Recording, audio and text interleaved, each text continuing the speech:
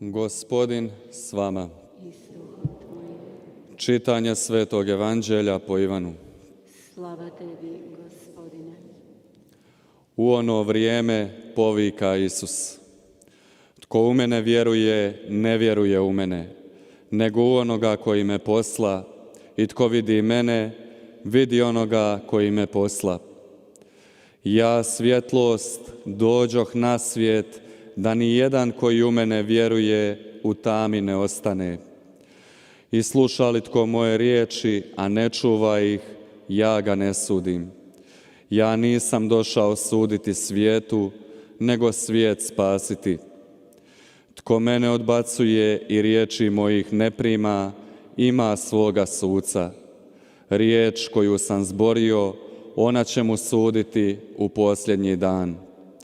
Jer nisam ja zborio sam od sebe, nego onaj koji me posla, Otac, on mi dade zapovjed što da kažem, što da zborim.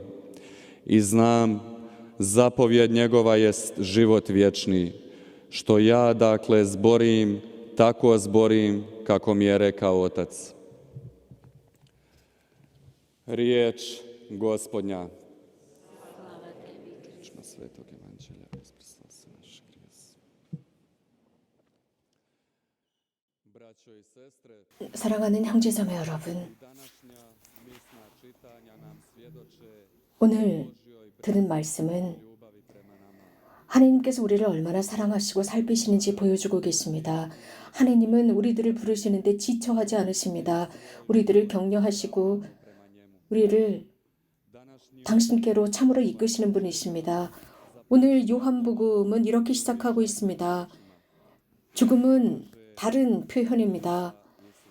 예수님께서 큰 소리로 말씀하셨다라고 했는데 왜 예수님께서 큰 소리로 말씀하셨을까요? 왜 목소리를 높이셨을까요? 우리의 경험, 우리들의 삶의 경험에 비추어 보면 우리가 목소리를 높이는 이유는 우리가 격해졌을 때나 혹은 무엇인가 드러내고 싶어 할 때, 혹은 무엇인가 이것이 맞다라고 누군가를 설득하려고 할 때, 혹은 무엇인가 중요하다고 생각할 때 목소리를 높입니다. 그러나 예수님은 여기에서 어떤 인내심을 잃어서 당신을 컨트롤할 수 없어서 소리를 치는 것이 아닙니다. 다른 이유 때문이었습니다. 그분께서 큰 소리로 말씀하시는 이유는 당신의 말씀을 듣는 청취자들의 마음을 깨우기 위해서입니다. 우리들의 마음을 깨우기 위해서입니다. 우리들의 삶을 깨우시기 위해서입니다. 앞으로 나가도록, 전진하도록 격려하기 위해서이고 우리들의 삶을 살아가면서 진리는 영원하다는 것을 가르쳐주고 싶기 때문입니다. 하지만 이런 예수님의 큰 소리의 말씀은 우리들에게 달려 있습니다. 우리들의 삶에 영향을 줄 것이냐, 아니면 세상의 잘못된 안전장치에 의지할 것이냐입니다. 곧 우리 인간은 신성의 논리, 하느님의 활동의 논리로 들어갈 것이냐입니다.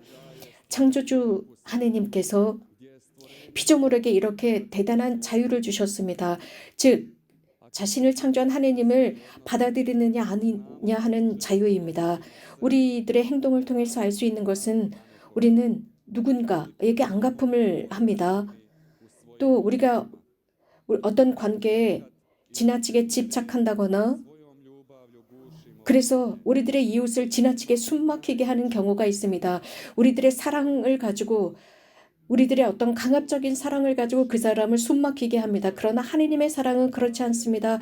인간을 자유롭게 내버려 두시면서 우리들에게 필요한 것을 우리가 스스럼 없이 이해할 수 있도록 도와주십니다. 그래서 유일한 길, 유일한 진리는 바로 그분이시라는 것을 깨닫도록 만드십니다. 또한 사람을 자유롭게 놓아두셔서 당신이야말로 참 빛임을 깨닫게 합니다. 그래서 이 세상에 아무게 남아있을 것인지 참 빛으로 갈 것인지 선택하게 만드십니다.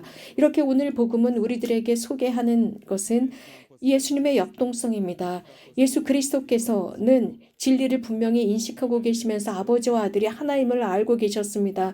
나를 믿는 사람은 나를 보내신 분을 믿는 것이다 라고 했습니다. 나를 보는 사람은 나를 보내신 분을 보는 것이라고 하셨습니다. 성자와의 모든 관계는 동시에 아버지와의 관계를 의미합니다. 예수님께서는 우리들의 믿음이 아버지와 깊은 관계를 맺기를 원했습니다. 그리스도를 받아들인다라는 것은 성부를 받아들이는 것입니다. 그렇기 때문에 참 신앙은 우리들의 관점을 열어줍니다. 그분을 믿는 사람은 그분을 봅니다. 진리 앞에서 눈을 질끈 감거나 그 진리의 현실 앞에서 눈을 감지 않고 자신의 관점을 예수 그리스도와 맞춥니다. 뿐만 아니라 예수 그리스도께서는 당신의 정체성에 관해서 선포하십니다. 그분이야말로 아버지의 빛이라고 선포하십니다. 이 세상에 오신 이유는 이 세상을 비추기 위해서라고 했습니다. 그래서 누구나 어둠 속에 머무르지 않게 하려는 것이라고 하셨습니다. 마음의 어둠을 없애주기 위해서입니다. 누구든지 나를 믿는 사람은 어둠에 남아있지 않는다고 하셨습니다. 다시 한번 하느님의 사랑의 모습을 볼 수 있습니다. 사람은 빛을 걸어가도록 창조되었습니다. 빛의 사람이 되도록 창조되었지만 자주 우리는 암흑으로 어두움으로 들어갑니다. 자신의 쾌락 속에 들어가고 하느님을 받아들이기를 거부합니다. 유일한 빛이신 예수님을 거부하면서 말입니다. 그렇기 때문에 우리는 현대를 살면서 이 세상에 더 많은 어둠이 있다는 것을 무시하면 안 되겠습니다. 이러한 어둠은 끝까지 남아있지만 하느님께서는 끊임없이 인내하면서 그분의 빛으로 우리들을 한 길로 인도하십니다. 그분을 받아들이는데 두려워합니다. 유일한 우리들의 진리의 현실 하느님을 받아들이는 것을 두려워합니다. 그래서 그분을 받아들일 때 무엇인가 나의 어떤 쾌락이나 자유를 잊어버리지 않을까라는 두려움입니다. 두려움 때문에 진리로부터 도망쳐버립니다. 결국 구원의 선물로부터 멀어져 갑니다. 유일한 진리, 우리가 그것을 잃는다면, 그분께 속해 있지 않는다면 가장 중요한 것을 잃는 것이 됩니다. 그것은 자신을 창조하신 창조주입니다. 창조주의 사랑을 잃게 되면 사람은 결국 자기 자신을 잃게 되어 있습니다. 하느님은 끊임없이 큰 소리로 말씀하시고 찾고 심지어는 우리에게 탄원하시고 간구하시면서 돌아오라고 하십니다. 그래서 그 말씀을 듣는 것뿐만 아니라 실천하는 것입니다. 이러한 부르심은 삶을 완벽하게 혁신시키는 것입니다. 이 세상에서 자기 자신을 죽이고 완전하게 그 진리의 빛 속에서 사는 것입니다. 그렇게 할 때야만이 우리들의 하느님이야말로 구원자라는 것, 심판자가 아니라 구원자라는 것을 알게 됩니다. 나는 세상을 단죄하러 온 것이 아니라 세상을 구원하러 오셨다 했습니다. 형제자매 여러분, 우리도 불림을 받았습니다. 우리가 신앙 안에서 어떻게 처신하고 있는지, 하느님과 어떤 처신을 하는지 말입니다. 결국 정말 나의 관점을 예수 그리스도 하느님께 맞추면서 살아가면서 주님께 영광을 드리는 것입니다. 두려움 때문에 그분께 맞추는 것이 아닙니다. 사랑 때문입니다. 그분은 구원자로서 나를 자유롭게 해주시고 심판자로서 내 자유를 훔쳐가는 분이 아니라는 것을 인식하는 것입니다. 하느님에 관한 잘못된 관점을 지니고 있습니다. 세상이 제공한 것이고 혹은 다른 사람들이 우리들에게 이렇게 만들어준 생각입니다. 그래서 우리는 그러한 일을 제대로 이해하지 못합니다. 우리는 하느님을 심판자로만 생각합니다. 무서운 분으로 생각하지 구원자로 받아들이지 못합니다. 그래서 이러한 관계는 하느님을 신뢰하지 못하게 만듭니다. 이러한 관계는 우리에게 매우 불쾌한 관계를 만들어줍니다. 그리고 우리는 자꾸 핑계를 대게 됩니다. 자꾸 핑계를 대면서 그리스도께 나가지 않게 됩니다. 우리 자신을 제대로 보지 못하고 성찰하지 못하도록 만듭니다. 우리가 그분에게 속해 있다는 것은 우리들의 삶 안에서의 거대한 선물입니다. 이것은 그분께서 우리들을 판단하시고 단죄하시는 것이 아니라 우리가 일상 속에서 잘못 선택한 것을 우리들 스스로 보는 것이고 우리들 스스로 심판하는 것입니다. 하지만 누군가 우리를 사랑하시는 분이 계십니다. 우리가 생각하는 것 이상으로, 우리가 표현하는 것 이상으로 우리를 사랑하시는 분이 계시기 때문에 이것을 알게 되었을 때 우리는 처음과 같을 수가 없습니다. 우리는 그래서 이것을 제대로 잘 고찰하고 묵상해야 합니다. 형제자매 여러분, 오늘 우리는 루카복음사가가 사도행전에서 하시는 말씀을 들었습니다. 하느님의 교회가 점차적으로 자라고 확산되었다고 했습니다.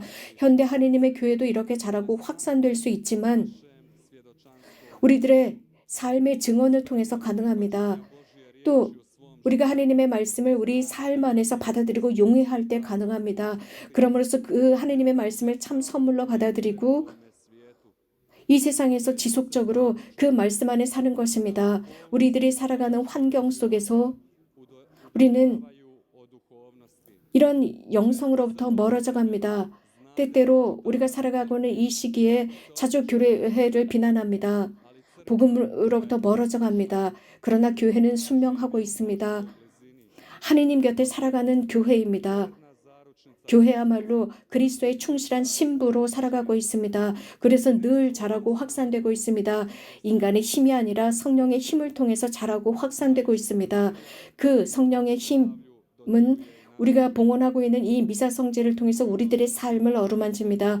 누구든지 주님의 힘 속에 있는 사람은 다른 사람을 끊임없이 자신의 말로 비난하지 않습니다. 판단하지 않습니다. 다른 여러 주장들을 비판하지 않습니다. 복음을 삶의 척도로 살아갑니다. 그 말씀에 확신을 얻습니다. 바오로 사도가 말씀하신 것처럼 말입니다. 성화 속에서 진리 속에서 살아가는 것이야말로 그 어떤 비난이나 비판보다도 훨씬 더 큰 것이고 모든 타인들의 무질서를 치유시킬 수 있는 힘이 됩니다. 형제자매 여러분, 우리가 이 지상을 살아가는 동안 우리는 그리스도를 만날 기회가 있습니다. 그리고 어느 날인가 주님 앞에 서게 될 것입니다. 그래서 우리는 이제 신앙 안에 사는 것이 아니라 그분을 지복직관할 수 있는 상태로 들어가게 됩니다. 그리스도께서 인도하시는 삶으로 살아갑시다. 우리들의 삶을 헛되이 소비하지 않고 그분과 함께 진지하게 그 말씀 속에 살아가도록 합시다. 하느님의 말씀을 실천하면서 하느님의 교회의 아름다움을 선포합시다. 동시에 그것이 우리들 안에 드러나도록 합시다. 그렇기 때문에 오늘도 그리스도께서는 우리들을 부르시면서 용감하게 하느님 안에서 살라고 말씀하십니다. 그분의 계명은 영원합니다. 누구든지 그분의 계명 안에 사는 사람은 영원한 삶을 믿는 것을 넘어서서 이미 이 지상에서 영원한 삶을 사는 사람들입니다. 주님께서 이러한 삶으로 우리들을 충만하게 해주시기를 빕니다. 아멘.